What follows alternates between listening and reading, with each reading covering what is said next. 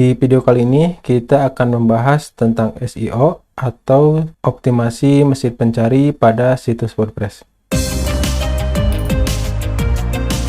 Halo teman-teman semua, selamat datang kembali di channel Kelas Bareng.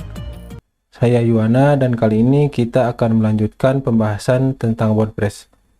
Ini adalah salah satu video dari seri Kelas WordPress yang akan kami tayangkan di channel Kelas Bareng ini. Di video kali ini kita akan membahas tentang SEO atau optimasi mesin pencari pada situs WordPress. Mari kita mulai. Pada pembahasan sebelumnya kita telah membahas mengenai apa itu WordPress, cara instalasi di server hosting, kemudian pengaturan awal tentang dashboard, post, page, Gutenberg editor, tentang menu, widget, media, tema, plugin, customizer atau penyesuai tema, kemudian pengaturan akun pengguna, pengaturan keamanan, dan optimasi kecepatan. Dan pada kesempatan kali ini kita akan membahas tentang SEO atau optimasi mesin pencari, yaitu diantaranya mengenai apa itu SEO, mengapa SEO itu penting, dasar-dasar SEO WordPress, memasang plugin untuk meningkatkan SEO, dan best practice SEO WordPress. Kita akan bahas satu-satu. Yang pertama mengenai apa itu SEO. Jadi SEO itu adalah singkatan dari Search Engine Optimization. Ini adalah strategi yang digunakan oleh pemilik situs web untuk mendapatkan lebih banyak lalu lintas pengunjung dengan menaikkan peringkat di mesin pencari seperti Google. Optimasi mesin pencari ini adalah tentang membuat situs web agar memiliki kode dan format yang dioptimalkan yang memudahkan mesin pencari menemukan situs web kita. Jadi saat orang lain menelusuri web untuk topik yang kita tulis, konten yang sudah dioptimalkan untuk mesin pencari akan muncul lebih tinggi di hasil penelusuran dan akan membuat lebih banyak orang mengklik ke situs web kita itu. Nah, teman-teman mungkin pernah mendengar bahwa WordPress itu ramah SEO. Inilah sebenarnya mengapa banyak orang memilih WordPress untuk memulai blog atau situs web. Nah, meskipun WordPress telah memastikan bahwa kode yang dihasilkan mengikuti praktik terbaik SEO, masih banyak lagi yang perlu kita lakukan jika ingin memaksimalkan SEO ini. Nah, kemudian yang selanjutnya adalah mengapa SEO itu penting. Mesin pencari sekarang ini menjadi sumber lalu lintas terbesar untuk sebagian besar situs web. Google dan mesin pencari lainnya menggunakan algoritma canggih untuk memahami dan memberi peringkat halaman dengan tepat dalam hasil pencarian.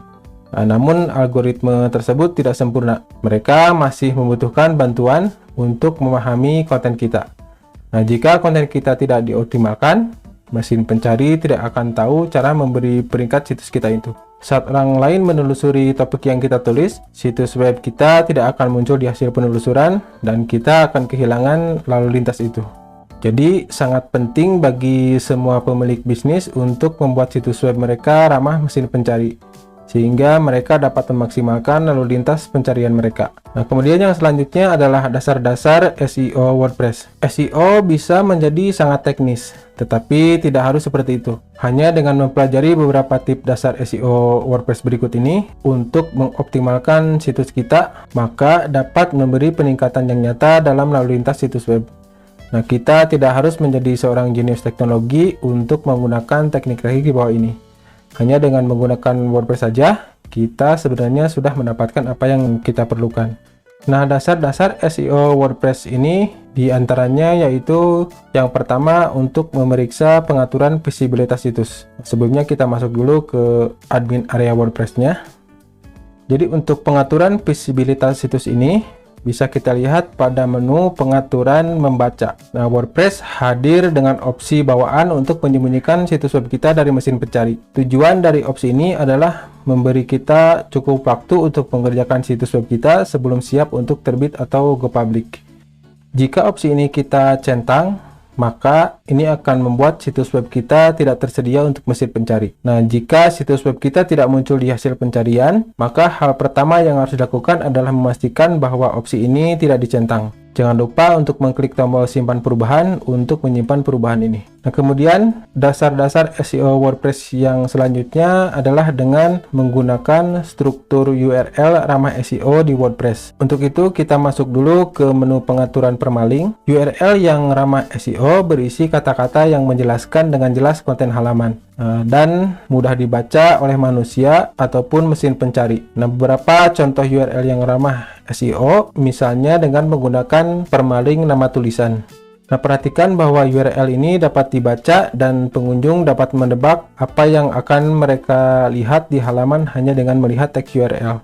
Kemudian, seperti apa URL yang tidak ramah SEO? Dengan pengaturan permaling biasa atau dengan menggunakan numerik, bisa dilihat bahwa dengan menggunakan nomor yang tidak terkait dengan konten, pengguna tidak dapat menebak apa yang akan mereka temukan di halaman dengan melihat URL. Nah, menggunakan struktur permaling yang ramah SEO ini dapat meningkatkan peluang kita untuk mendapatkan posisi yang lebih baik di hasil pencarian. Kemudian, sebagai catatan, jika website kita telah berjalan lebih dari 6 bulan, maka usahakan jangan mengubah struktur permaling ini, karena dengan mengubah struktur permaling di situs yang sudah mapan, kita akan berisiko kehilangan peringkat SEO yang sudah ada. Nah, kemudian dasar SEO yang selanjutnya adalah apakah akan menggunakan www atau non www. Pada pengaturan umum, bisa dilihat di sini ada bagian alamat WordPress dan alamat situs. Nah, jika kita baru memulai situs web, maka kita harus memilih apakah akan menggunakan www atau non www di URL situs kita. Nah, mesin pencari menganggap ini sebagai dua situs yang berbeda. Misalnya jika kita menggunakan www, ini akan dianggap sebagai dua website yang berbeda. Jadi ini berarti kita harus memilih salah satu dan jangan dirubah. Terlepas dari apa yang mungkin dikatakan orang lain, dari sudut pandang SEO, tidak ada perbedaan atau keuntungan lebih dari menggunakan www atau non www ini. Kemudian yang selanjutnya adalah memasang plugin untuk meningkatkan SEO. Nah, salah satu bagian terbaik dari WordPress adalah ada plugin untuk semuanya, dan SEO tidak terkecuali. Ada dua solusi paling populer untuk plugin SEO ini. Kita bisa menggunakan plugin all-in-one SEO atau menggunakan Yoast SEO. Di sini kita akan menggunakan Yoast SEO. Nah, sebelumnya kita cek dulu skor SEO kita. Nah, untuk itu kita bisa gunakan developer tool pada browser Chrome. Nah, kita masuk kembali ke halaman WordPress-nya, kemudian kunjungi halaman utamanya, kemudian masuk ke developer tools.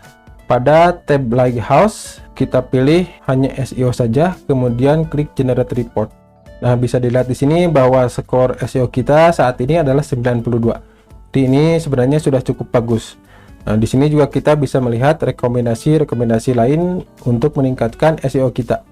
Kemudian kita akan install plugin Yoast SEO. Nah, untuk menginstalnya, masuk ke menu plugin tambah baru, kemudian cari Yoast SEO. Kita install dan tunggu sampai proses pemasangannya selesai. Kemudian, jika sudah selesai, kita tinggal aktifkan. Kemudian, kita masuk pada pengaturan Yoast SEO plugin ini. Nah, di sini terdapat beberapa opsi pengaturan yang bisa kita atur. Nah, jika kita menginginkan hasil yang lebih baik, kami sarankan teman-teman juga mengikuti best practice SEO WordPress di bawah ini. Nah, ini sebenarnya tidak terlalu teknis dan bahkan tidak mengharuskan menyentuh kode apapun. Tapi ini akan membuat perbedaan besar jika kita mengikutinya. Best practice yang pertama adalah dengan menggunakan kategori dan tag dengan benar di WordPress. WordPress memungkinkan kita untuk mengurutkan posting blog ke dalam kategori dan tag. Ini memudahkan kita untuk mengelola konten menurut topik dan bagi pengunjung untuk menemukan konten yang mereka cari. Kategori dan tag juga membantu mesin pencari memahami struktur dan konten situs web kita. Dengan menggunakan kategori dan tag dengan benar, ini akan memudahkan pengunjung menelusuri situs web kita. Karena mudah bagi pengguna, maka itu juga akan memudahkan mesin pencari untuk menelusuri situs web kita. Kemudian yang selanjutnya adalah menjadikan tautan internal sebagai kebiasaan. Mesin pencari memberikan skor pada setiap halaman di situs web kita. Itu yang dinamakan dengan otoritas halaman. Nah, otoritas yang paling umum adalah tautan atau link. Inilah sebabnya mengapa penting bagi kita untuk menautkan ke konten kita sendiri dari halaman posting dan halaman yang lainnya. Ini akan membantu dalam meningkatkan tampilan halaman, selain juga meningkatkan waktu yang dihabiskan pengunjung di situs kita, yang pada akhirnya akan meningkatkan skor SEO dari setiap posting atau halaman kita. Nah, kemudian yang selanjutnya adalah dengan mengoptimalkan komentar WordPress. Nah, komentar dapat menjadi indikasi kuat keterlibatan pengunjung di situs web kita. Semakin banyak pengunjung yang terlibat, berarti lebih banyak tautan kembali ke situs kita, lebih banyak lalu lintas, dan SEO juga ditingkatkan. Namun, kita perlu memastikan bahwa komentarnya nyata dan bukan spam. Nah, spammer mengirimkan komentar dengan tautan buruk yang dapat mempengaruhi dan bahkan merusak peringkat pencarian kita. Nah, untuk itu kami menyarankan untuk menggunakan plugin Akismet. Ini adalah salah satu plugin yang sudah diinstal secara default atau bawaan pada setiap situs WordPress. Dan ini membantu kita memerangi spam komentar. Kita tinggal mengaktifkannya. Nah, kemudian yang selanjutnya adalah tautan eksternal nofollow di WordPress. Nah, seperti yang telah disebutkan tadi bahwa tautan membantu mesin pencari menilai halaman mana yang penting. Saat kita menautkan ke situs web yang lain, kita membantu meneruskan beberapa skor SEO situs kita ke tautan itu. Nah, skor SEO ini disebut dengan link juice. Nah, untuk peringkat pencarian yang baik, kita perlu memastikan bahwa kita mendapatkan lebih banyak link juice dari situs web lain daripada yang kita berikan. Nah, menambahkan atribut nofollow ke tautan eksternal atau tautan ke situs web yang tidak kita miliki, ini menginstruksikan mesin pencari untuk tidak mengikuti tautan tersebut. Ini membantu kita menghemat link juice ini. Secara default, WordPress tidak hadir dengan opsi untuk membuat tautan nofollow ini. Namun, kita bisa menggunakan plugin. Kemudian yang selanjutnya adalah posting tag penuh atau ringkasan atau kutipan. WordPress menampilkan dan menautkan ke posting kita dari sejumlah halaman seperti halaman beranda, arsip kategori, arsip tag, arsip tanggal, halaman penulis, dan lain-lain. Nah, secara default ini menunjukkan konten artikel lengkap di semua halaman ini.